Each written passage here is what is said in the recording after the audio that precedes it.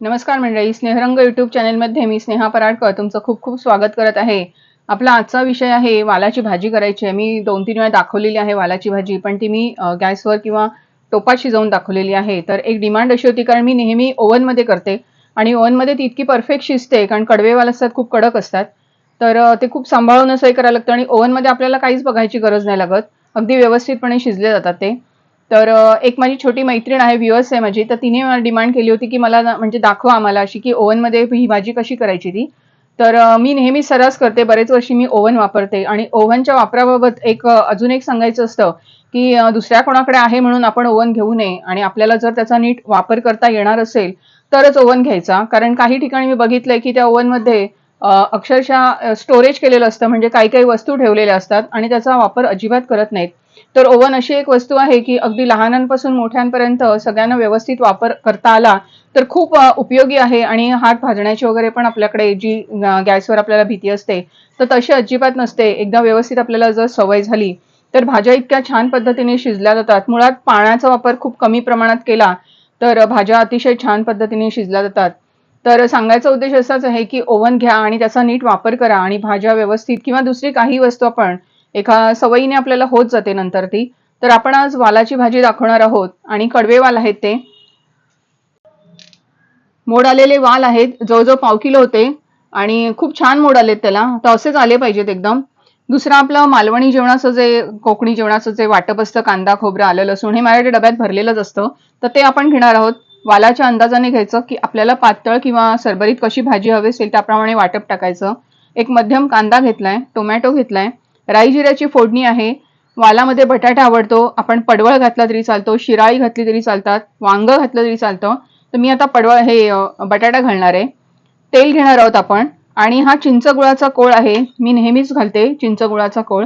आणि वालामध्ये थोडीशी, कारण ती म्हणतात आडूक असते, तुरट सारखी थोडी चव असते त्याला, कडवे वाल असल्यामुळे आणि ऍसिडिटीचा त्याचा त्रास असतो वालाच्या भाजीमुळे. तर आपण थोडंसं मारक करायचं की चिंच गुळाची चटणी टाकल्यामुळे ती भाजी खूप पौष्टिक पण होते आणि खूप चवीला छान लागते. आणि बाकी मसाले आपले मालवणी मसाला वगैरे आपण वापरणार आहोत.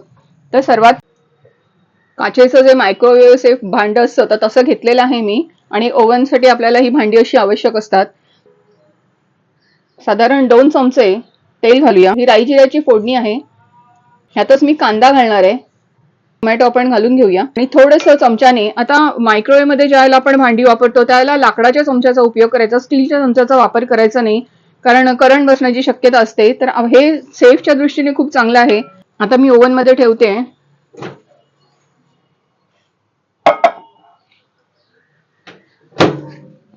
मिनिटं फोडणी करून घ्यायची आहे फक्त. इथे वर बघाल आणि स्टार्टचं बटन दाबलेलं आहे. प्रत्येकाचे मेनू वेगळे असतात किंवा सेटिंग वेगळं असतं, तर सरावाने ते होतं. आपलं 1 मिनिट झालेलं आहे, आपण उघडून बघूया. अतिशय छान अशी फोडणी झालेली आहे. अर्धा चमचा हळद घालते आणि मसाला, ह्याच्यातच गरम मसाला असतो. थोडी धणा जिऱ्याची पावडर आहे आणि कलरसाठी थोडीशी काश्मीरी मिरची वापरणार आहे व्यवस्थित तेलावर. आणि आता कांदा खोबऱ्याचे, आता हे मसाले सर्व आपण एकत्र करून घेतलेले आहेत आणि आता याच्यात आपण हे वाल घालणार आहोत. हे कडवे वाल आहेत, शिजायला थोडा वेळ लागतो.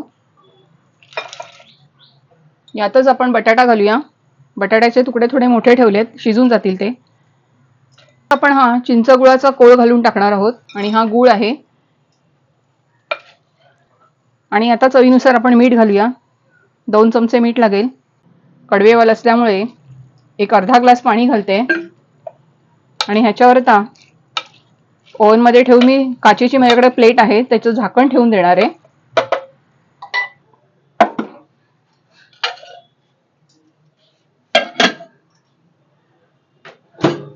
एकदा बंद झाल्यानंतर आता माझ्याकडे सेटिंग आहे. 16 मिनिटांनी लावलेली आहे. मध्ये उघडून एकदा बघेन परत एकदा किती शिजायला वेळ लागेल ते, आणि त्याप्रमाणे पुन्हा मी ऑन करणार आहे.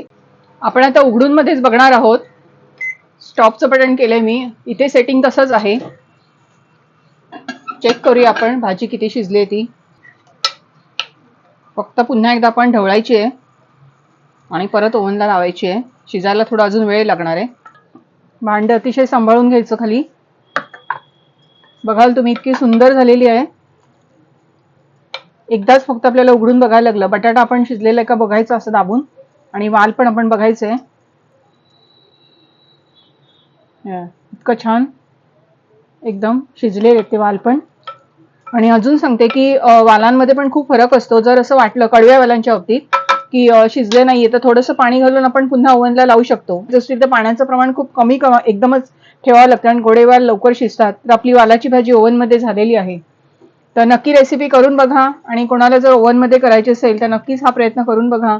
आणि रेसिपी आवडली तर नक्की कॉमेंट करा, लाईक करा, शेअर करा आणि सबस्क्राईब पण करा. धन्यवाद.